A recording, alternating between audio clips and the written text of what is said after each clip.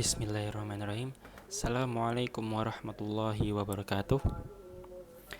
Innal hamdalillah nahmanu wa nasta'inu wa nastaghfiruh wa na'udzu billahi min syururi anfusina wa min sayyiati a'malina. May yahdihillahu fala mudhillalah wa may yudlil fala hadiyalah. Asyhadu an la ilaha illallah wa asyhadu anna Muhammadan abduhu wa rasuluh la nabiyya wa rasula ba'dah.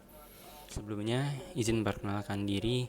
Nama saya Ahmad Zaki Fauzi dari Universitas Diponegoro, jurusan Teknologi Rekayasa Kimia Industri D4 dengan NIM 057. Di sini saya ingin mempresentasikan atau memaparkan hasil makalah saya yang berjudul Kebudayaan dan Peradaban Islam pada Masa Rasulullah Periode Mekah. Di sini saya ingin membahas beberapa hal. Yang pertama yaitu bagaimana sih kondisi Mekah sebelum Islam. Terus yang kedua, bagaimana awal kenabian Rasulullah. Dan yang terakhir, apa saja sih kemajuan dari dakwah Nabi Muhammad SAW di Mekah. Masuk ke pembahasan yang pertama yaitu kondisi Mekah sebelum Islam. Kota Mekah itu adalah kota suci karena disitulah Nabi Muhammad SAW mendapatkan wahyu serta lahir. Namun sebelum Islam lahir di dunia, kota Makkah itu dipenuhi oleh orang-orang bodoh atau orang-orang jahiliyah. Hal tersebut dapat dibuktikan dengan cara mereka beribadah, yakni dengan menyembah berhala-berhala atau patung yang berada di sekitar Ka'bah. Meski demikian, kota Makkah itu terkenal dengan kemajuan ekonominya, terutama di bidang perdagangan dan pertanian. Hal tersebut karena letak geografisnya yang sangat strategis. Untuk kepercayaan masyarakat Mekah sebelum Islam, pada awalnya mereka itu menganut ajaran dari Nabi Ibrahim yang kemudian dilanjutkan oleh putranya yaitu Nabi Ismail. Namun seiring berjalannya waktu, mereka mulai menyimpang dari ajaran-ajarannya. Mulai dari menyembah berhala-berhala, terus ada menyembah jin, hantu, roh leluhur. Mereka juga bahkan mengorbankan hewan sebagai persembahan agar mereka diberi keselamatan dan terhindar dari mara bahaya. Seperti yang difirmankan oleh Allah di surah Luqman ayat 25 yang berbunyi, "Wala in sa'altahum man khalaqas samawati wal arda la yaqulunallah wa la yaqulunallaha qul alhamdulillahi bal aktsaruhum la ya'lamun." Yang artinya, dan sesungguhnya jika kamu tanyakan kepada mereka, siapakah yang menciptakan langit dan bumi? Tentu mereka akan menjawab Allah. Katakanlah, segala puji bagi Allah, tetapi kebanyakan mereka tidak mengetahuinya. Quran Surah Luqman ayat 25. Kemudian untuk kondisi sosial masyarakat Mekah sebelum Islam ada, itu mereka memiliki kebiasaan yang buruk seperti meminum khamar, berjudi, cabul, dan seks bebas. Kaum wanita pun dianggap seperti benda bergerak yang dapat diperjualbelikan. Anak-anak pun ada yang menikahi ibu tirinya sendiri. Baik, masuk ke pembahasan yang kedua yaitu awal kenabian Rasulullah. Seluruh umat manusia yang menganut agama Islam pastinya sudah mengetahui siapa sosok Nabi Muhammad. Nabi Muhammad adalah utusan Allah yang menjadi tauladan bagi seluruh umat muslim di dunia. Nabi Muhammad adalah utusan atau nabi terakhir, sehingga beliau disebut dengan khataman nabiyyin, seperti yang difirmankan oleh Allah dalam surah Al-Ahzab ayat 40 yang berbunyi, "Ma kana Muhammadun aba ahadim mir rijalikum walakin Rasulullah wa khataman nabiyyin wa kana Allahu bikulli syai'in alima." Yang artinya, Muhammad itu bukanlah bapak dari seseorang di antara kamu, tetapi dia adalah utusan Allah dan penutup para nabi, dan Allah Maha mengetahui segala sesuatu. Quran Surah Al-Ahzab ayat 40. Sebelum Nabi Muhammad diangkat menjadi nabi, beliau diberi beberapa keistimewaan, yaitu yang salah satunya adalah beliau mimpi didatangi oleh malaikat Jibril. Nah, setelah beliau mimpi tersebut, beliau menyendiri di Gua Hiro dan memikirkan mimpinya tadi.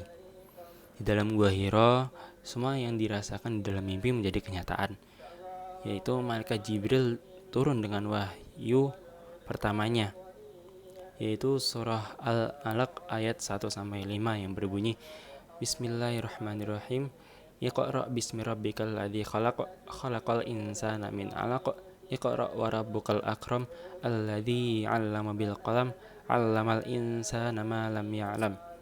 Setelah mendapatkan wahyu tersebut, Nabi Muhammad merasa ketakutan dan pulang. Mulai dari sinilah Nabi Muhammad melaksanakan tugasnya sebagai utusannya. Di awal kenabian, beliau melakukan dakwahnya secara diam-diam. Beliau melakukan dakwah secara diam-diam ini karena jikalau pemuka Quraisy mengetahui, maka Nabi Muhammad akan dicaci maki atau bahkan disiksa. Dakwah secara diam-diam ini berlangsung selama 3 tahun. Pengikut-pengikutnya yang setia atau dari awal mengikuti Nabi Muhammad, yaitu ada Khadijah, Waraqah, Ali bin Abi Thalib, Abu Bakar, Zaid bin Harithah, Sa'ad bin Abi Waqqas, Utsman bin Affan, Zubair bin Awam, Abd ar-Rahman bin Auf, Abdullah bin Mas'ud, dan beberapa budak termasuk Bilal bin Rabah.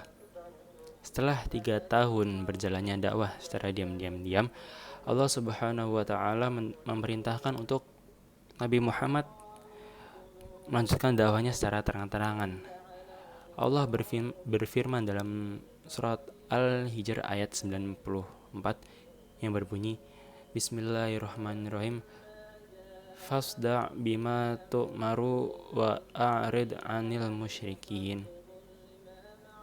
Maka sampaikanlah Muhammad secara terang-terangan segala apa yang diperintahkan kepadamu, dan berpalinglah dari orang-orang yang musyrik. Quran Surah Al-Hijr ayat 94. Setelah mendapatkan wahyu tersebut, Nabi Muhammad melakukan dakwah secara terang-terangan. Beliau tentu saja menemukan rintangan yang sangat susah pada saat berdakwah. Seringkali Nabi Muhammad dihina, diteror, atau dimusuhi oleh kaum Quraisy. Namun itu semua tidak membuat uswatun hasanah kita berhenti untuk berdakwah. Justru beliau lebih semangat dalam berdakwah karena pamannya Abu Thalib melindunginya. Sahabat-sahabatnya pun disiksa karena tetap menyembah Allah dan tidak ingin keluar dari agama yang diajarkan oleh Nabi Muhammad. Baik, memasuki pembahasan yang ketiga, yaitu kemajuan dari dakwah Nabi Muhammad di Mekah. Sejarah telah membuktikan bahwa begitu banyak hasil dan kemajuan yang dicapai Rasulullah ketika berdakwah di Mekah. Di antaranya yang paling terlihat adalah semakin banyaknya orang yang masuk Islam dari dalam maupun dari luar kota Mekah. Perkembangan besar juga terlihat setelah peristiwa Isra Mi'raj, di mana sejumlah penduduk Yatsrib yang berhaji ke Mekah dan masuk Islam secara bergelombang. Para sejarawan Islam juga mencatat beberapa kemajuan penting dalam dakwah Rasulullah, di antaranya yang pertama dalam bidang akidah. Masyarakat jahiliyah ketika itu meyakini adanya banyak Tuhan. Kemudian berkat perjuangan Rasulullah, mereka mentauhidkan Allah dan mengimani adanya Allah, yaitu Zat yang Maha Esa. Kemudian yang kedua ada dalam bidang hukum. Sebelum adanya Islam, bangsa jahiliyah sama sekali tidak mengenal kata hukum.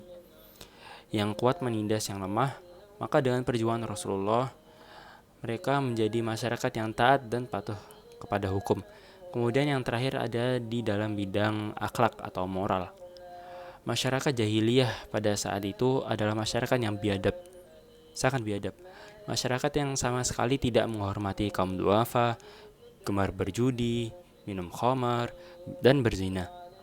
Namun dengan berkat perjuangan Rasulullah, mereka menjadi orang-orang yang berakhlak. Dengan demikian, perubahan yang dilakukan oleh Rasulullah ini sangat signifikan dan sangat berpengaruh bagi kehidupan manusia. Pada periode Mekah, Rasulullah juga mampu membangun persatuan dan persaudaraan sesama muslim maupun dengan non-muslim. Beliau juga sempat membangun satu masjid sebagai pusat dakwah Islam saat itu. Baik, itulah pembahasan dari saya. Kemudian akan saya bacakan kesimpulan dari pembahasan yang telah saya berikan. Kesimpulannya adalah kota Mekah itu adalah kota suci, karena disitulah Nabi Muhammad SAW lahir dan mendapatkan wahyu pertamanya. Namun sebelum Islam lahir, kota Mekah termasuk kota yang dipenuhi oleh orang-orang bodoh atau jahiliyah, seperti menyembah berhala, mengorbankan hewan untuk keselamatan dari malapetaka, dan lain-lain. Mereka juga suka meminum khamar, berjudi, dan seks bebas. Oleh karena itu, Nabi Muhammad diutus oleh Allah untuk memperbaiki semuanya. Beliau mendapatkan wahyu pertamanya di Gua Hiro, yaitu surat Al-Alaq ayat 1-5. Mulai dari situ, Nabi Muhammad melakukan dakwah secara diam-diam selama 3 tahun.